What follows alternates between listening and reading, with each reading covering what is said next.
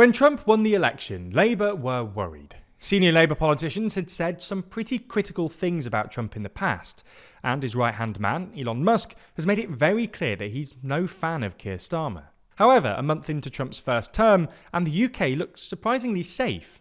Starmer has apparently developed a friendly rapport with the new president, and it now looks like the UK economy could fare relatively well in Trump's trade wars. So in this video, we're going to look at 3 reasons Trump could actually be good for the UK.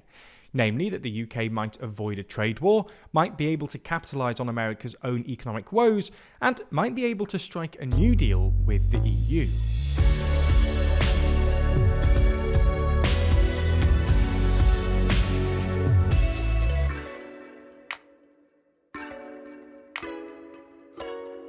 If you want more UK political drama from us, then check out our podcast Starmageddon, where we track the successes and failures of this new Labour government. Find it over on the TLDR Podcast YouTube channel or in your favourite podcast app.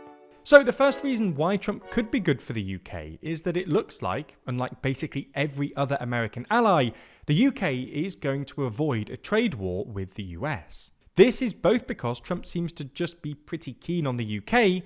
Last month, for instance, he told the BBC he thought Starmer was doing, quote, a very good job. But it's also because, according to the US Bureau of Economic Analysis, the US actually ran a $15 billion trade surplus with the UK in 2023. In other words, the UK bought $15 billion more stuff from the US than the US bought from the UK. This makes the UK somewhat of an outlier in US global trade relations, as the US runs bilateral trade deficits with the vast majority of its trading partners. Trump really doesn't like this, and it's the main reason that he slapped tariffs on China and Mexico, and is now threatening to do the same to the EU. Luckily for Starmer, both because the UK is now outside the EU, and because it's one of the few countries that doesn't have a trade deficit with the US, the UK could be saved.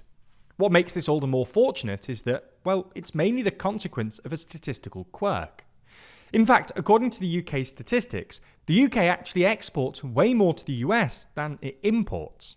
The Office for National Statistics, for instance, thinks that the US ran a $90 billion trade deficit with the UK in 2023. In other words, imported $90 billion more from the UK than it imported, exactly the sort of thing Trump hates. So how come the US thinks it's a $15 billion trade surplus, but the UK thinks it's a $90 billion deficit? What explains this convenient discrepancy? Well, the first thing to say is that countries often disagree on trade data because, well, there's just a lot of trade to monitor, and it's hard to measure. But in this case, most of it seems to be down to the fact that the US data includes trade with Jersey, Guernsey, and the Isle of Man, while the UK data does not.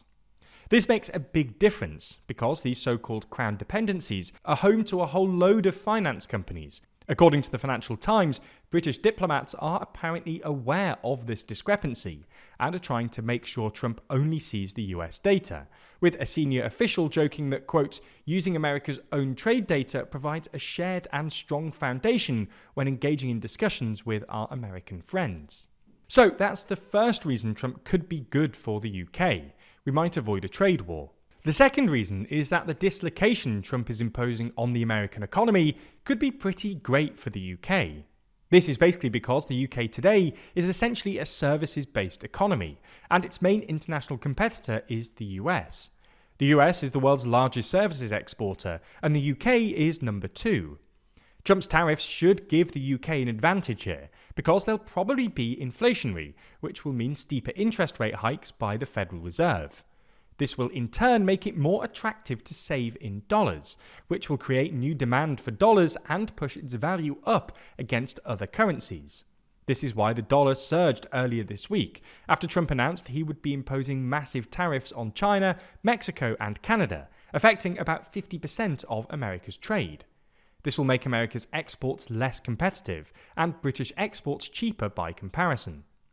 To give a concrete example, if you're a student looking to study abroad, the recent surge in the dollar will make it more expensive to study in the US, while the accompanying fall in the pound will make it cheaper to study in the UK. You're therefore more likely to choose the UK than you would otherwise have been, which will help the UK's exports. Trump's other policies might contribute. For instance, if he tightens up student or work visas, which seems likely, more students will probably choose the UK instead. So that's reason number 2. As a services exporter, the UK's main competitor is the US, and Trump's policies will probably give the UK a competitive advantage. Finally, on to reason number 3. Trump's isolationism strengthens the UK's hand in its ongoing negotiations with the EU. In short, the new Labour government has made it clear that it wants to renegotiate a new, and ideally deeper, relationship with the EU. The basic outlines of the deal seem to be that the UK, as one of the big military players on the continent, would offer a new security agreement in exchange for reduced border frictions and mutual recognition of professional qualifications.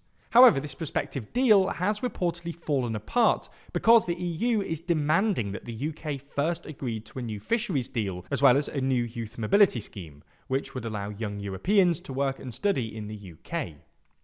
Labour and Starmer aren't so keen, largely because they remember how politically toxic arguments over fishing and freedom of movement were back in the Brexit days. But Trump might strengthen their hand here. Not only because he's clearly very NATO sceptic, but also because he's flirting with invading Danish territory in Greenland. Even if this doesn't actually lead to a full-on war between Europe and the US, Trump's disdain for international norms and his chaotic foreign policy will probably lead to more geopolitical instability, which should push Europe towards a new European security architecture outside NATO, in which the UK will probably be a big player. This will give the UK more sway both in its negotiations with the EU and on the continent more generally. All in all, while this Trump presidency looks like it might not be good for, well, basically anyone, there are at least a couple of potential silver linings for the UK here.